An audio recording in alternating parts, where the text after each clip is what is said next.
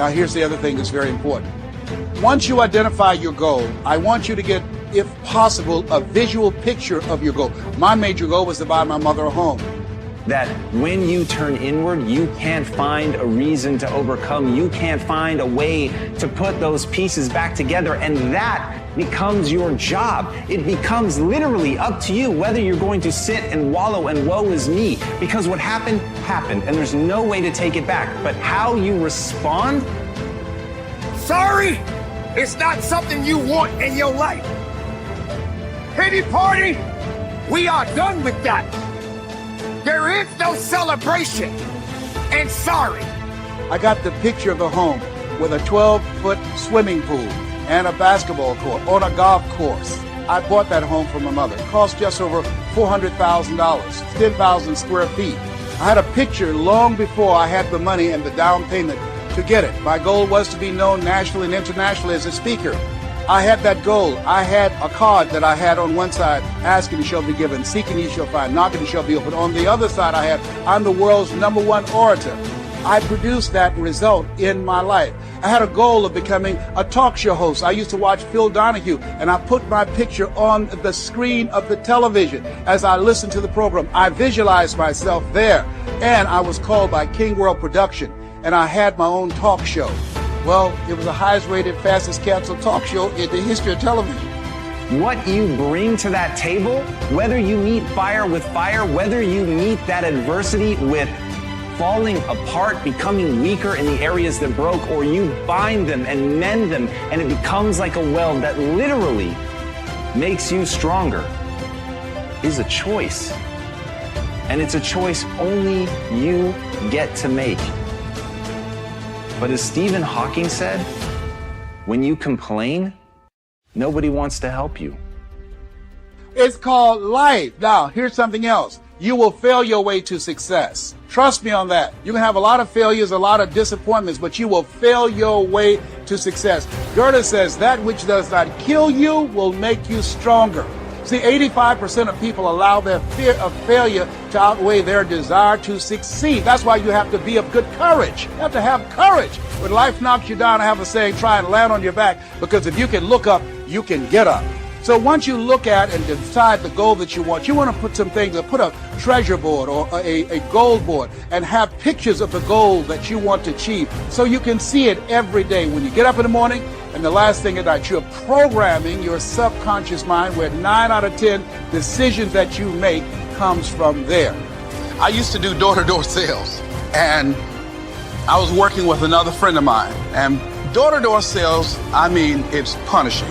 There are many things in your life you have every reason to complain about. You have every reason to be upset by the things that have happened to you. The most sinister thing about excuses is they're valid. There's a million reasons why you should be able to give up. There's a million reasons why you shouldn't need to try. That thing that broke you, you should be allowed to just sit on the ground. And here's the thing, that's your right. You have every reason to do it. And maybe people won't even think less of you. But here's the truth. You either become weaker or stronger in the places that broke, and that's a choice of how you react moving forward.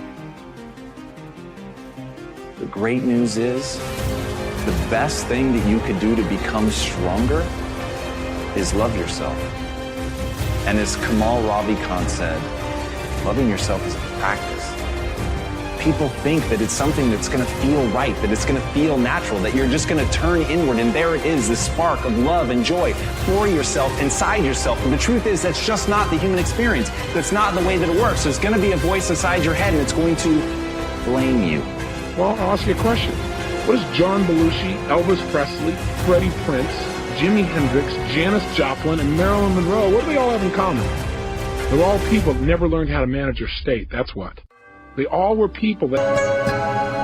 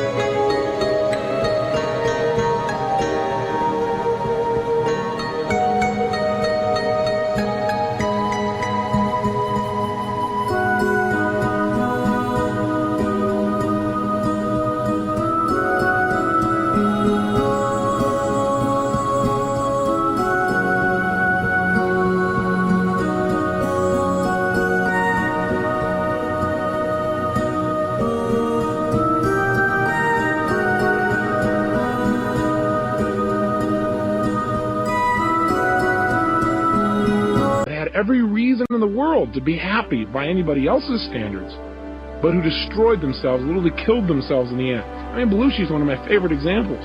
Why? Because I like this guy. Didn't you? Wasn't this a fun guy? I mean, if you were to think of somebody, didn't he feel like this guy that you could connect with? I don't know about you, but I really enjoyed him. And millions of other people did as well. He had what most people would think would make them happy. He had all these people that loved him, appreciated his work. He got to be creative. He was in movies. He was in television. He was on Broadway. I mean, here was a guy that was spontaneous. He had a great family that totally loved him. He had all the money and fame that most people think that they could possibly want or need, and yet he's not here. How come? He's dead. Why?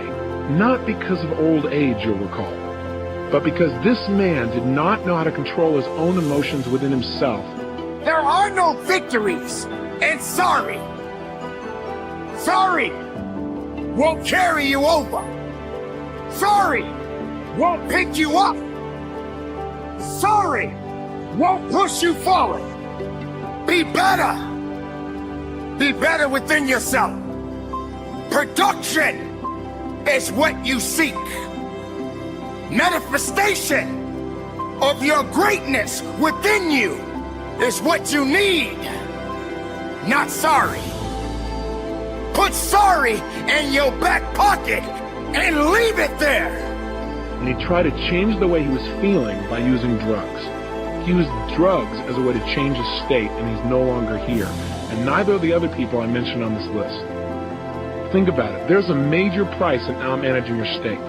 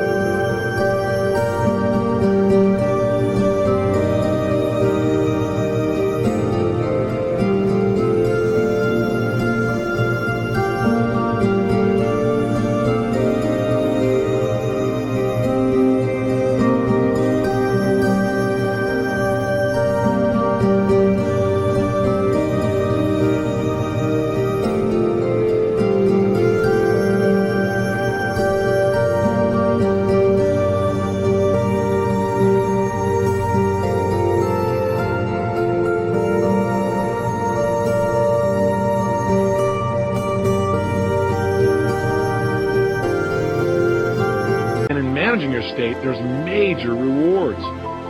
Now let's contrast Belushi with a friend of mine. His name is W. Mitchell, one of the people in the world that I not only love most, but I also have the most respect for.